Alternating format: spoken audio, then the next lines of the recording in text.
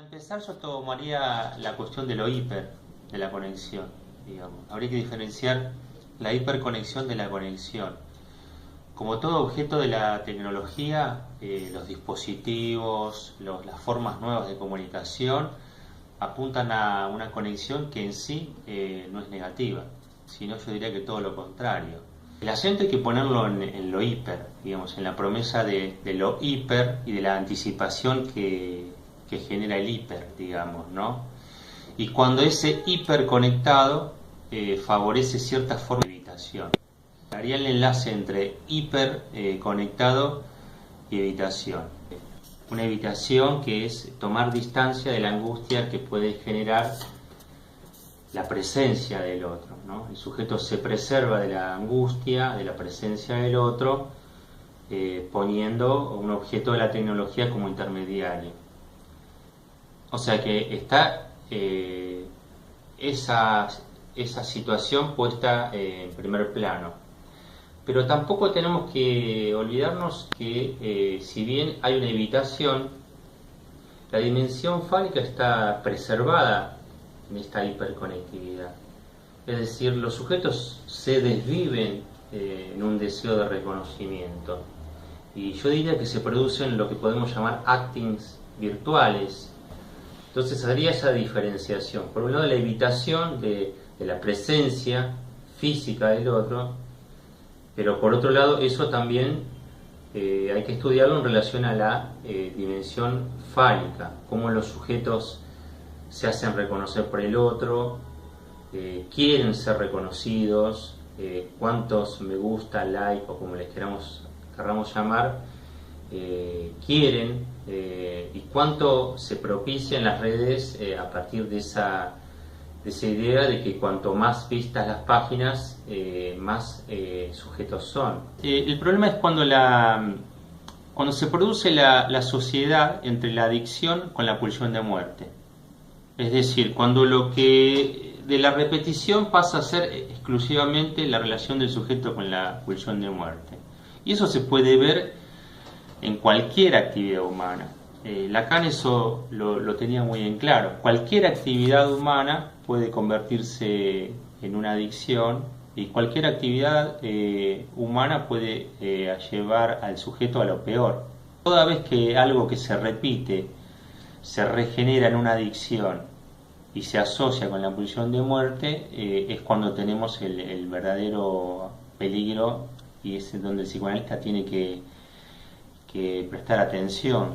Había otra cuestión que quería destacar, que es todas las aplicaciones de los nuevos dispositivos tienden a ofrecer algo que se consume en la inmediatez.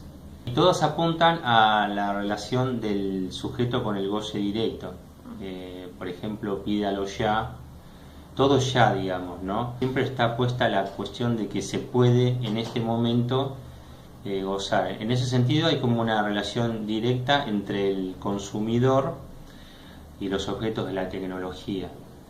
Y eso provoca una transformación continua del deseo en la demanda. Es decir, al no haber intervalo entre lo que se quiere y lo que se desea, queda acoplado el deseo a una pura cuestión de demanda. Y el discurso capitalista necesita que el sujeto sea un consumidor y no un sujeto. Digamos que el sujeto hace obstáculo al discurso capitalista. A partir del otro que Lacan nos enseñó a pensar, tenemos que pensar cómo es el otro del siglo XXI. Digamos, los sujetos se relacionan de una manera distinta con el otro, claro, eso. Pero no quiere decir que no haya, por ejemplo, efectos de religión en la relación que los sujetos tienen con el otro. Doy un ejemplo de cómo lo pienso. Todas las campañas de fidelización del cliente apuntan a generar justamente fieles. Cada vez es menos frecuente que un usuario de Mac se pase a Android y viceversa.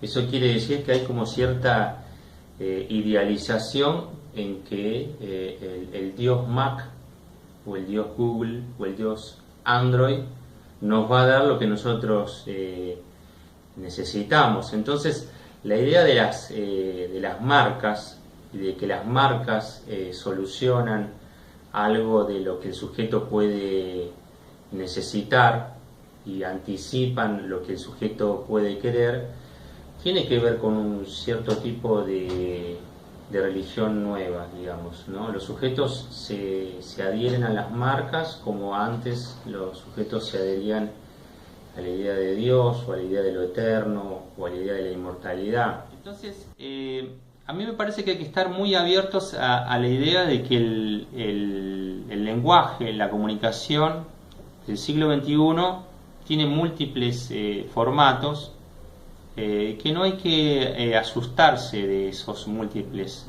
formatos, sino que hay que poder entenderlos, hay que poder escucharlos, hay que poder, sobre todo, escuchar a los pacientes cuando cuentan su relación con eso que los causa, que los entusiasma. Pero lo que hay que ubicar ahí como importante para el psicoanalista es cómo, más allá de la hipercomunicación, el psicoanalista se las arregla para producir intervalos.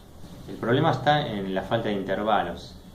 Es decir, que yo definiría la hiperconectividad o la hipercomunicación en la falta de intervalos. Y ese me parece que es justo el lugar en el que el psicoanalista puede ofrecer algo que, si bien es lo que hacemos a diario nosotros, es lo más novedoso que podemos ofrecer. Es decir, ofrecer un intervalo a la vorágine de la hiperconexión. Yo por eso pienso que para entender mejor esas nuevas presentaciones clínicas, que a veces parecen muy raras, lo más interesante es dejar hablar a los sujetos. Es el psicoanalista dejando hablar al sujeto, tratando de producir el intervalo, y eso sí, orientándose por el síntoma, que es nuestra brújula.